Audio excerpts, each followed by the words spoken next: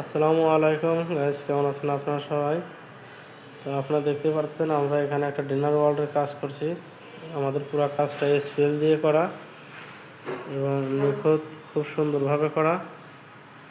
তো আমরা নিচে এসপিএলের পাল্লা দিয়েছি এবং দুইটা ডয়ার আছে, আর মাঝখানে যে ফাঁকা জায়গাটা এখানে গ্লাসের অপশন আছে, ডায়মন্ড কাটিংয়ের গ্লাস আছে।